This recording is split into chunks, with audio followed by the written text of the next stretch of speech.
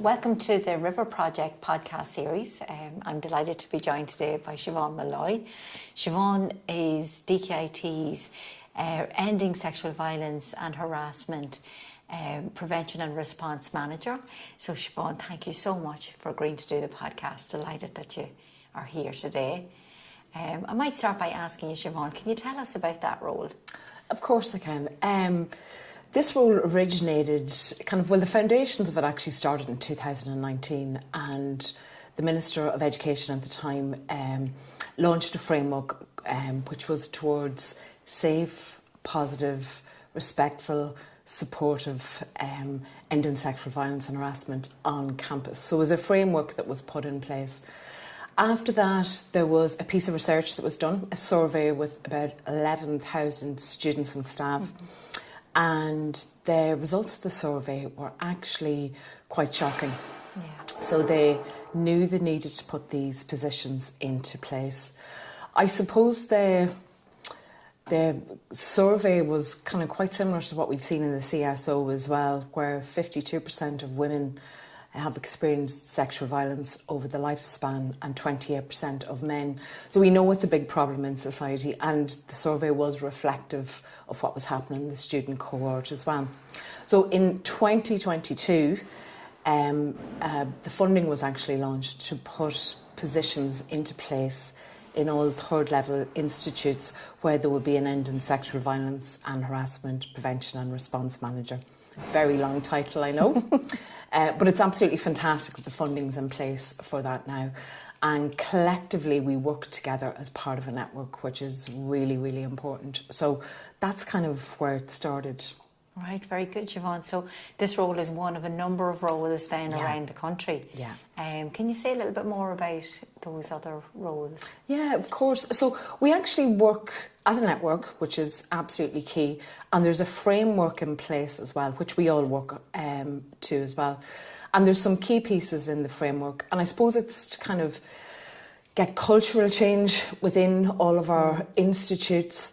One of them is leadership, and it's really important that the leaders in each institute are behind what we're trying to do. This is quite a unique kind of role as such, because it's for staff and students, and there isn't many roles like that in institutes. So I would have spoken to the president, who's been extremely supportive, the executive board here, our governing body. I've spoken to academic heads forum, and I've gone around all the schools from a staff point of view to make sure that they understand what I'm trying to do and put into place. And of course, it goes without saying, our students' union are absolutely key. So that leadership is really, really important, getting buy-in for cultural change with leadership. So that's one element of it. The second one is making sure we have the supports in place for students should they have a negative sexual experience. DkIT is very lucky, as I know a lot of institutes are. We do have our own counselling team here, we've our own health unit here, we've pastoral care, and there is quite a lot of supports, a mental health nurse advisor as well, who are key to make sure that if something happens, we have internal supports, along with referring people to external. So really important supports are in place, and I'm here as well, and students can come and talk to me, and I very much signpost students in the most trauma-informed way possible. Next up is our awareness, which is absolutely massive, and I suppose awareness piece kind of happens from a day-to-day point of view on campus, and I'll talk a little bit more about that. But we need to make people aware of, what's acceptable and not acceptable on campus, in society, the laws, make people aware of what to do if they've experienced a negative sexual experience, or perhaps a friend. Research has shown that up to 80% of people actually disclose to a friend first. So it's important that I have supports in place, and I've supports in place for students should they be disclosed to. So we have a web page. We call our campaign or our initiative in DkIT Respect at DkIT. And we do have a web page there with top tips on what to do if you receive a disclosure, or if you've been affected yourself with both internal and external supports. So that's another important part of it. So we've leadership, we've supports, and we also have our campaigns of awareness, which are really important, and different ones happen at different times during the year. I suppose having a very, very clear pathway and policies is something that collectively we're all working on from a national point of view, and different institutes are at different stages with their policy. At the moment we would work under the bullying and harassment policy, which does address sexual harassment and sexual assaults as well, and that's there for students and staff. But that is something that we're going to develop a little bit more. But it's important, pathways are there, we do take it seriously, and there is consequences to any gender-based violence that happens for either students or staff as well. Data is important too, as you can imagine, and the collection of data is something that we all look at. And again, you know, I suppose previously I would have believed if you're getting no reports and there's no data there, you're doing a great job. That's not true. Based on what we know from a national and an international point of view, we know negative sexual experience, sexual assaults and sexual harassments are happening within the campus environment. So data and having reports is actually a good thing, because it means our students and our staff actually trust us, and they believe we have things in place to actually deal with these behaviours. And then collaboration. You know, so important for me to work with people like Women's Aid Dundalk, with Rape Crisis North East. I have a good relationship with the Gardaí as well. We work with outcomers too. I'm starting to look at offering out more information from Move, Men's Aid.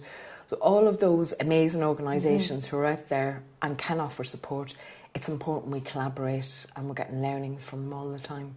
Oh, that's brilliant. I can really see the collaboration coming through there, Siobhán, with at a local level, as you've mentioned, but then also with those that have been appointed to the roles around the country. And it sounds like you're all journeying that together and supporting each other. Yeah. And that, you know, that can only lead to really excellent change and great working together. It's very exciting, Lisa.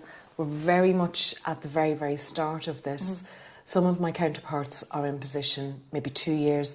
I'm not yet a year in, and we're all on the beginnings of a journey. And there is changes even since we've started. Like, one of the pieces that we've become very aware of is coercive control, stalking, and intimate partner abuse, which has become more of an issue.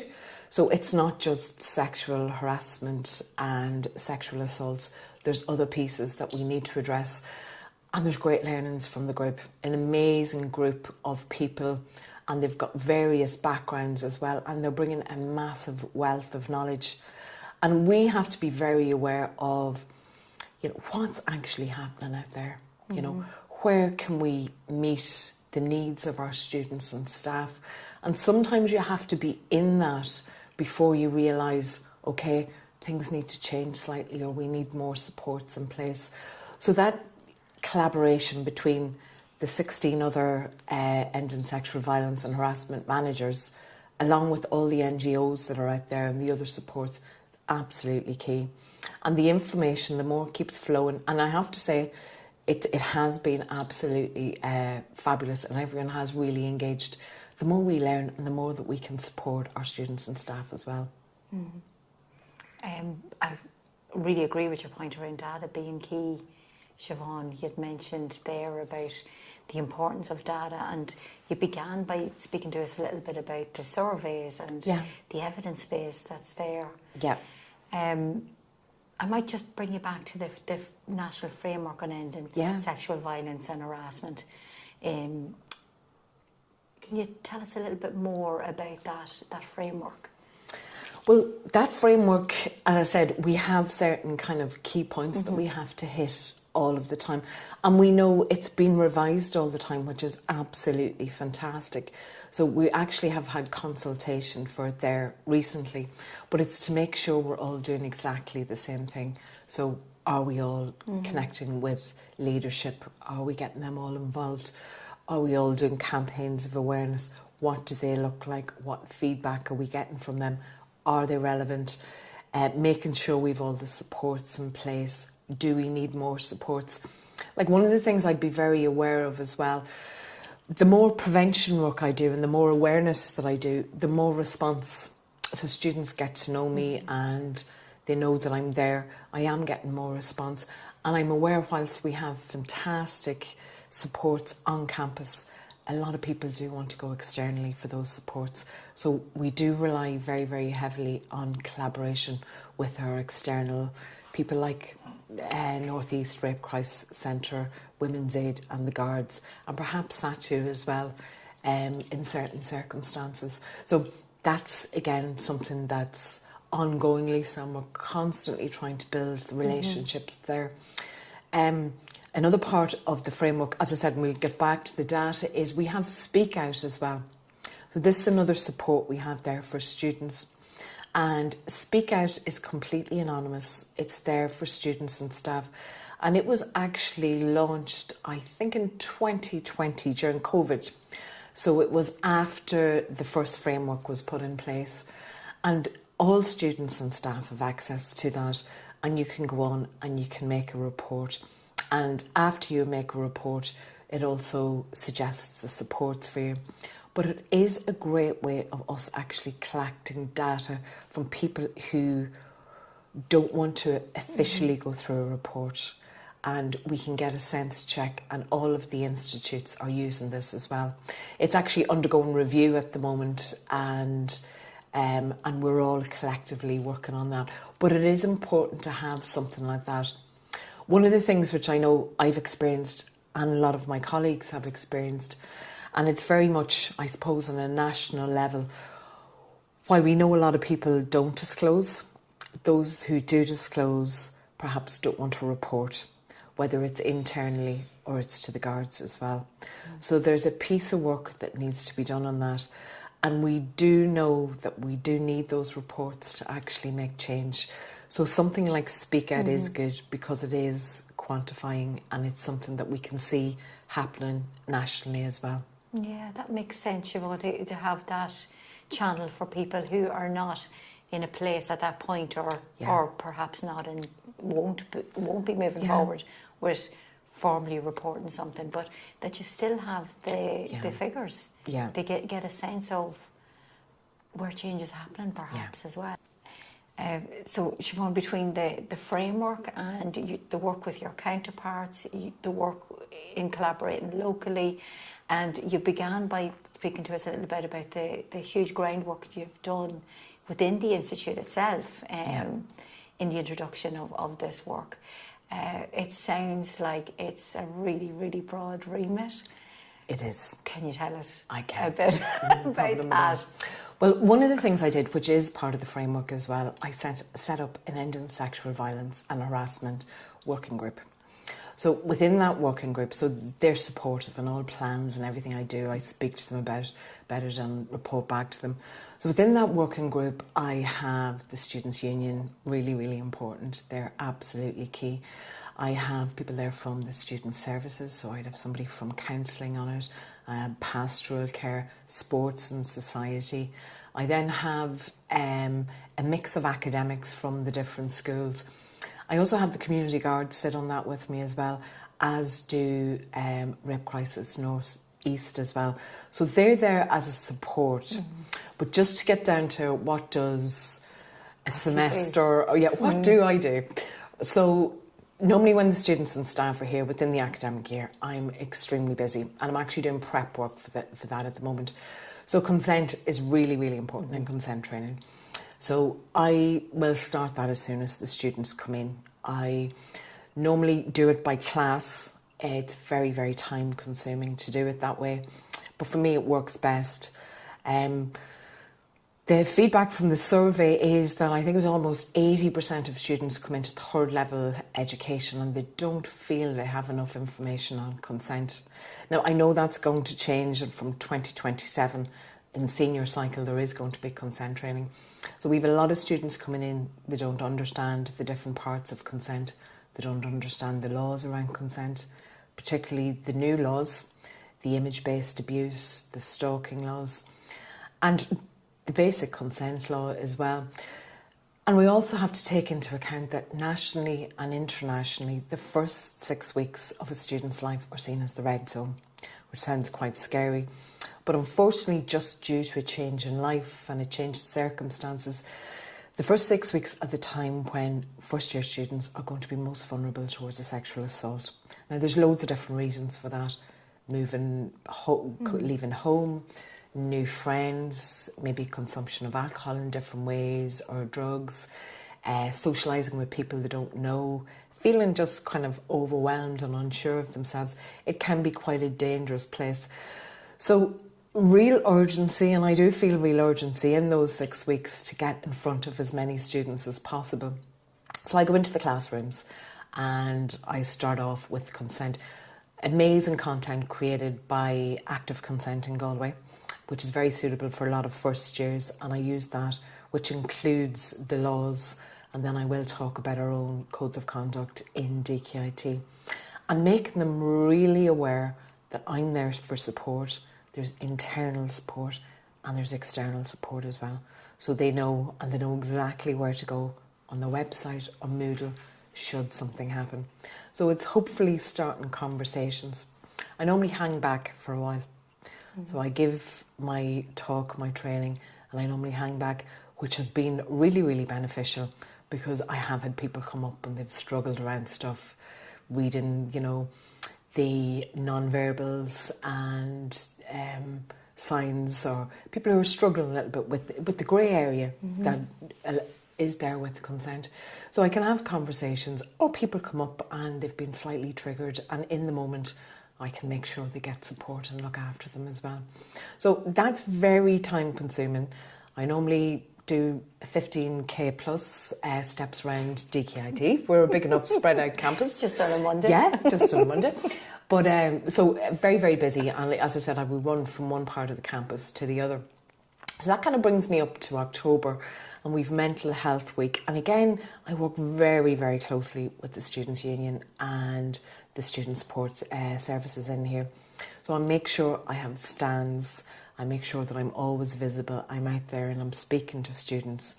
Then we get into November and we start the 16 days of activism against gender-based violence. And last year was my first year, and it was very heartening that all the institutes, all my counterparts, we all collectively worked on an initiative together, which was amazing.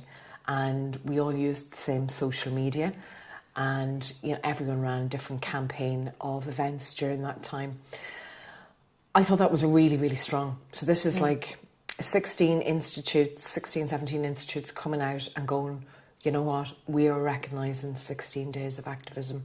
It started conversations. It was really, really strong from a national point of view that we did that. We went out and we did press releases. We want the community to know that we take this really, really seriously. And we had amazing events. One of the amazing events we had the lovely RiVeR project, and yourself and Kathleen did a great session with the students, and it was really well attended. And that was absolutely fantastic. I also had the Men's Development Network in, and that was a great session too, which was great, and it was great to get them in there. Again, that's something which I want to work on a little bit more with. And then we did a lot of stuff around healthy relationships. Women's Aid's 2 Into You have created great resources there for healthy relationships. But I did green flag and red flag workshops, which students absolutely love. A lot of them can tell you what the red flags are, but they're not as sure when you ask them what are the green flags. The green flags, yeah. Which is really important. Could you maybe say a wee bit more about that for people that don't know that Completely. initiative? Completely. So I suppose it's very much starting to talk about what relationships look like and what red flags in a relationships could be. So it could be controlling, constantly monitoring your social media, telling you what to wear, constant attention, not wanting you to spend time with your friends, not wanting you to socialise on your own. All of these things putting you down, talking to you in a way that degrades you. And students are quite good on the red flags. But when I say to them, what are the green flags? What would you like in your relationship, and what's a positive relationship look like? A lot of students aren't sure. And it's a good exercise. So I actually get them to write out on pieces of green paper, and I make a big mural with all of and they stand back and they look at it, and it's actually quite fun as well. And you know, they challenge their friends, what they've put up in the green flags or the red flags, and vice versa. So it's a great conversation starter. I can imagine it. And it's great to get the students to start thinking about, what does a healthy relationship look like? Yeah. You know, all about the communication and the equality and caring and awareness and empathy and all of those pieces, which we don't talk about too much, but it is very, very important to do that. So all of those workshops work really, really well. During the 16 days, I also contacted the mental health students, the programme directors, and social care and youth and community. And I went in and did gender-based violence training with them, and we looked at the current stats and what's happening in the world. And it was a place for them to start having conversations. So very, very open, discussing amongst themselves the stats that are out there and how they feel about stuff. So absolutely excellent. And when students are given the space to talk, they will do it. Certain student cohorts will talk more than others. I have gone into some classrooms and I knew people didn't want the voice to be in a room. So what I did was I used VVox. So they actually could put down feelings that they had around respect, our respect campaign or gender-based violence, and it come up on the screen, and then we could speak about it. Brilliant, so the voice was in the room, even though they didn't have to verbalise or say it in front of their friends. So that's worked really, really well too. So the 16 days was amazing. I absolutely bombarded the campus. I think everyone was fed up with all those digital media which was being shared on our DkIT, on our student services, on the Students' Union were amazing. They put a post up for me every day. I had posters everywhere. I had digital screens. There was emails. There was loads of activity, and I got loads of support, which was fantastic. Really important as well, just before December, is to start talking to students and staff about safe ways to socialise. And especially at times when people are more inclined to party. I do a little bit of this during Freshers Week as well as consent, and it's keeping each other safe. What to do, how to be safe on a night out, how to make sure how people get home safe. And last December we launched in Ask for Angela with our Students' Union and our community guards in the venues that our students use. And that was just a way to get conversations open and to start talking about how to be safe when you're out there, which is really, really important, and that you can report if you don't feel safe too. So that was fantastic. Into January, a little bit more quieter in January, as we don't have that many students and staff here. But at that stage, I'm going around staff and students, and I'm still doing consent, law, gender-based violence training, and just getting people starting to talk and getting them used to who I am, and if they have something they're a little bit concerned about, they can come and talk to me. And then Valentine's Day happens. What a perfect time to focus on relationships. So I very much went out with a programme of content using 2IntoYou. And students really, really loved that, because you can go on to 2IntoYou and you can actually do quizzes. So I put up digital screens with QR codes onto the website. There was emails. It was shared on social media by our Students' Union as well.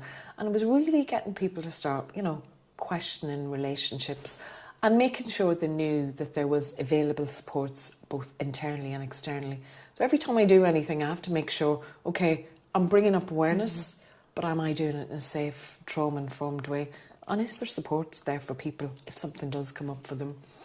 We also have Shag Week, which is Sexual Health Awareness and Guidance Week, and that's run by our Students' Union.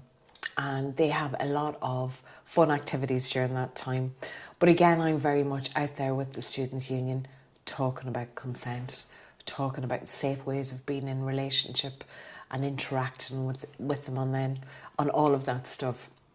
And then we have March, and we start getting into our bystander and our bystander intervention. And again, amazing content has been created by University College Cork which we utilise on campus. We have it on Moodle, but I go around classes, and so I went into classes like sports and enterprise. I went through the engineering. I did a lot of the engineering classes, and I also did a full piece with the Department of Hospitality as well, and around nighttime economy. So bystander intervention, and also bringing in nighttime economy piece, and all the initiatives that are out there like Safe Gigs, All Right in the Night, Ask for Angela, and making them aware, because they're working in the nighttime economy, that there is things that they potentially could bring out to the community or to their to the people who actually employ them.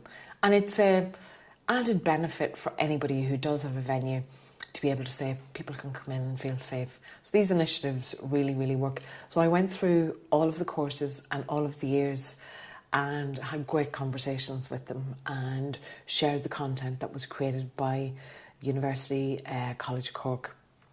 And then we get into April, and that's Sexual Assault Awareness Month. And what I did for that was I started a campaign called I Believe You for students. And again, back to what I was saying to you before, Lisa, a lot of students disclose to other students, and it can be quite terrifying when somebody discloses to you, because you don't know what to do and what to say. And really good content was created by University Galway around, you know, I believe you, what would you like to do next, giving them back the power, the questions to ask, and what not to do. So that happened in April as well, and it was very, very student focused. I also very, very aware there's a lot of staff members who are receiving disclosure, so I have been doing some work with them as well. And recently I had Dublin Rape Crisis Centre in for disclosure training with staff and students, but I need to do more of that in the future. So that brings me up to, we're nearly at the end of the academic year. We're in May, and May I normally have a new block of apprentices in. So our apprentice blocks happen at different times of the year, and I do consent and bystander training with them. And again, by class, so walk in 12 sessions, maybe 50 guys in a room, and it's lovely to have that space, because a lot of the students are gone at that stage to actually say how they can make the changes. These are the stats, this is what's happening in the world, but you are the change. And, you know, I've met so many young men and women who want to make a change, and bystander intervention is such a good way to be able to do that, to call people out in bad behaviour and say that's not acceptable. And I don't want the world to be like this for my sister, my mother, my brother, my daughter, for my family. I want to change. I want people to feel safer. So at the moment, it's the summertime, and I'm doing quite a lot of collaboration with my 16 other counterparts, and we're working on some research pieces at the moment, and some funding pieces as well, which are kind of in their infancy. And we're also putting more applications for more funding. We're learning a lot as we go through the process and this journey together, and we know there is a lot more work that needs to be done. So it's still a busy time. There has been a lot of conferences on as well, which again, are fantastic. The more you reach out and you talk to people, again, the more understanding. And I suppose one of the things from going to any of the RiVeR Project conferences is a word that keeps coming up all the time, and every day and every week it's collaboration. So true. Yeah.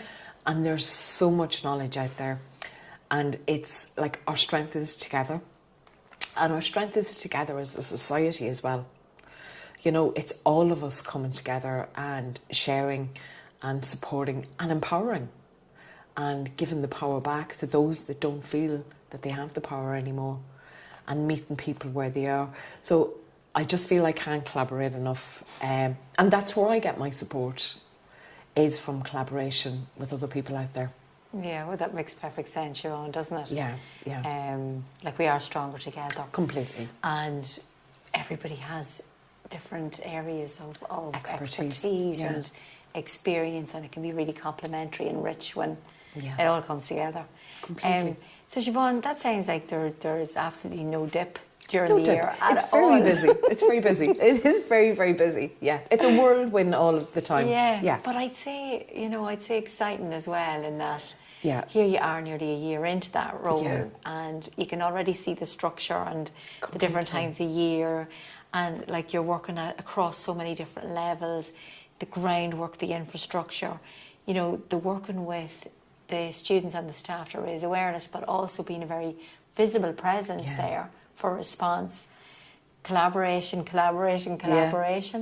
I just wanted to come back to, you'd mentioned at the very beginning, you'd spoken about the importance of disclosures to others, and how I think you said 80% will disclose to a friend, and working with staff here as well, that could be on the receiving end of a disclosure.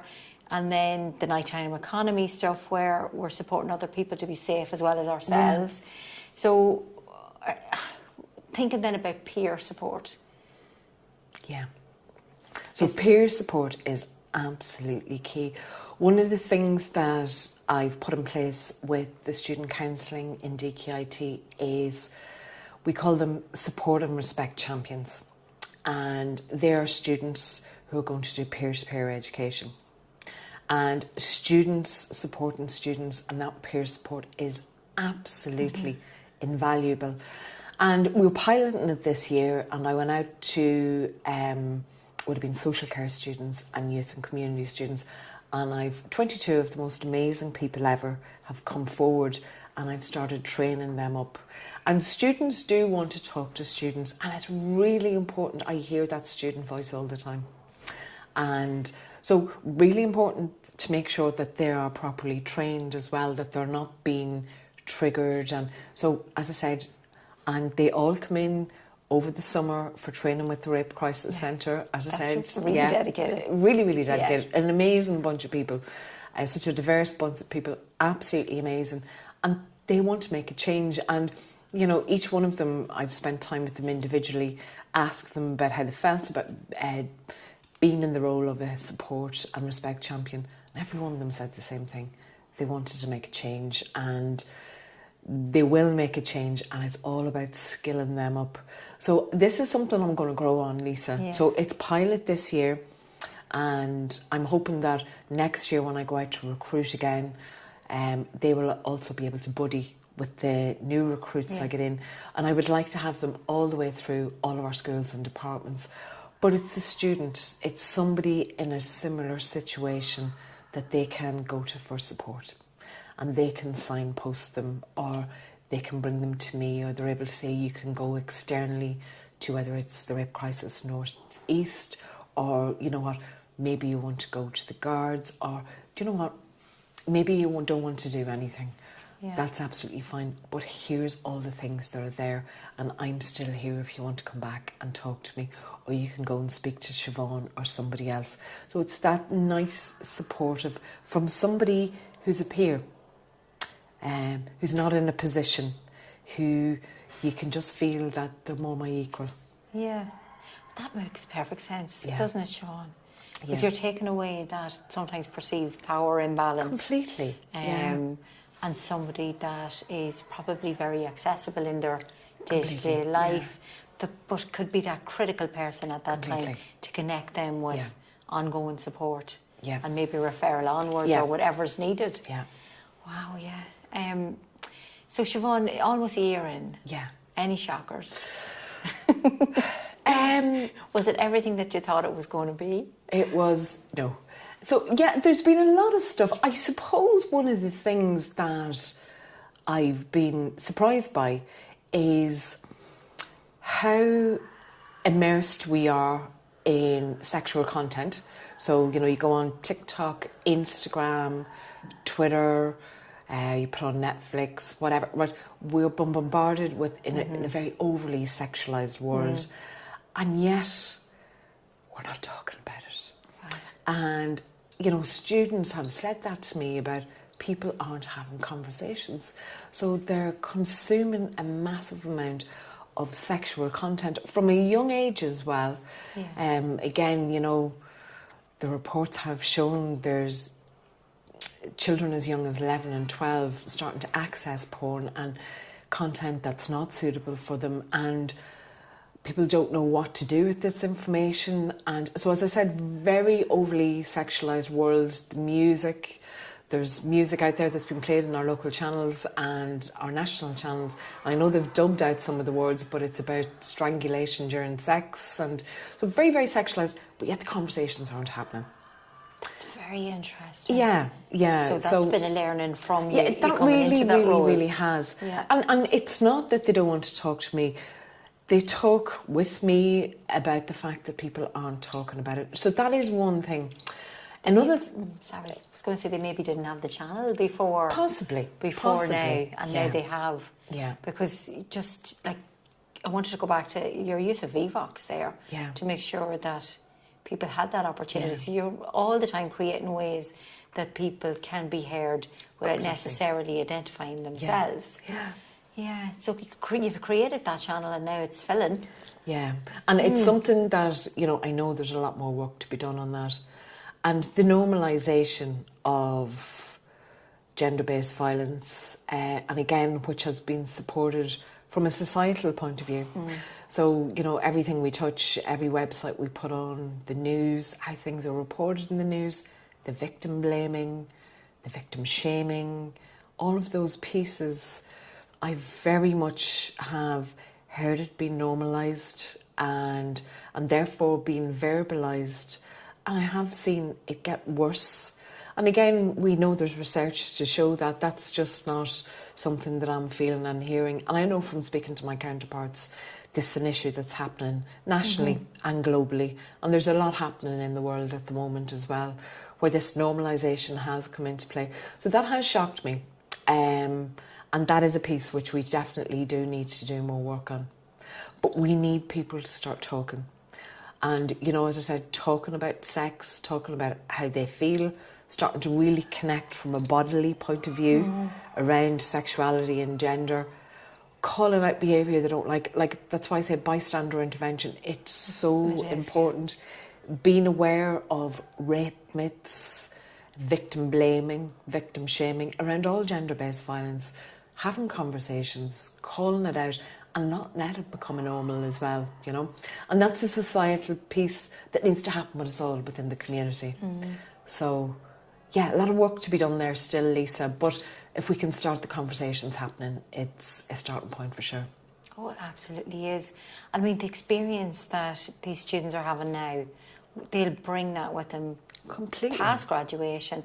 You'd mentioned about some of them that are going out, they work part-time or whatever as students, and they're bringing it out into their workplaces. I mean, that's something that they won't unlearn that. Yeah, and a lot of them are on work placement here as well, which is really, really important. And, you know, particularly for any of our students that are maybe patient fronting, or whether it's our nursing here or our social care students, our youth and community, they're going to come across this even out in work placement.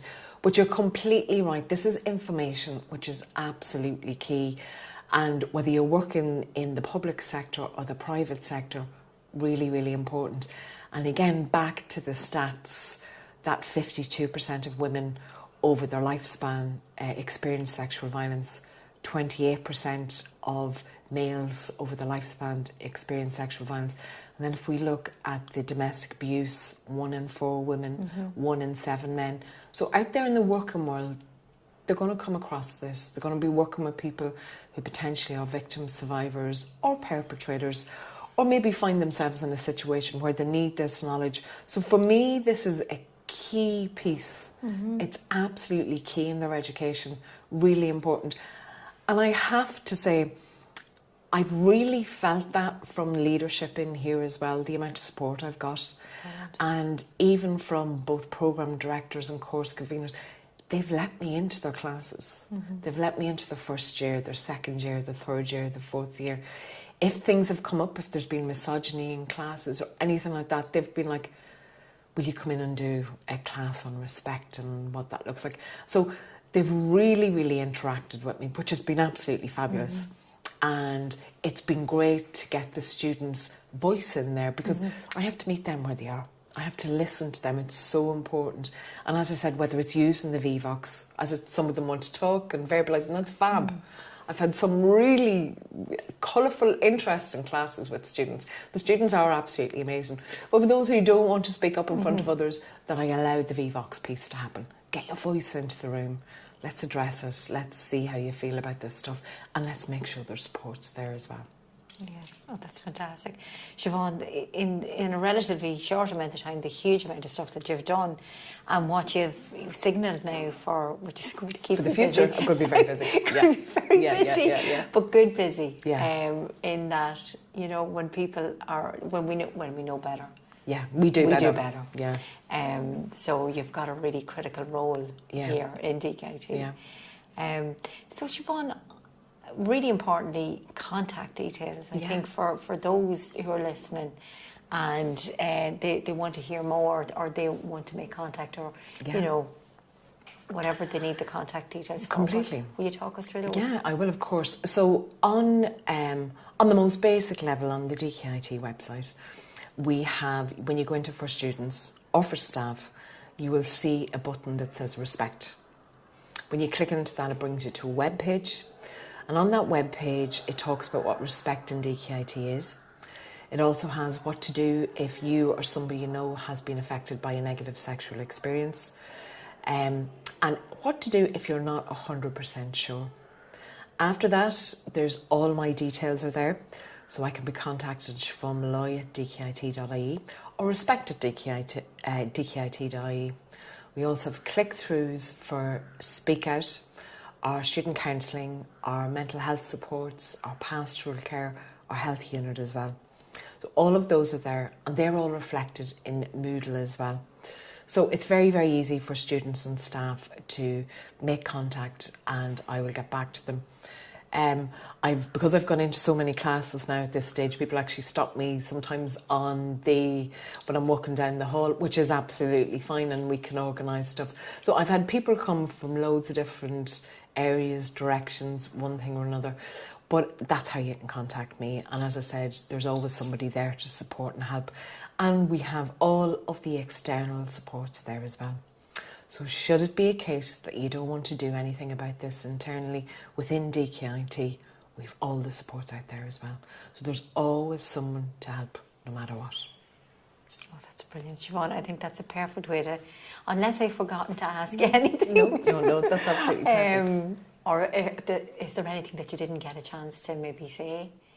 I suppose just really important for students and staff to be aware, when they do come to me for a conversation, it is confidential. There is limits on that, as there is when you go into any kind of therapeutic space. It's a conversation. It doesn't matter what it is. It doesn't have to be anything at all. It could be something you're a little bit unsure about. You're not 100% what to do. No question, no conversation is stupid. Let's sit down and have a conversation about it, and let's see what we can do to support it. So, as I said, it doesn't have to be something, it can just be something that's a small niggle as well. But you can come in and have that confidential conversation. It's absolutely no problem at all. Oh, that's brilliant, Siobhán.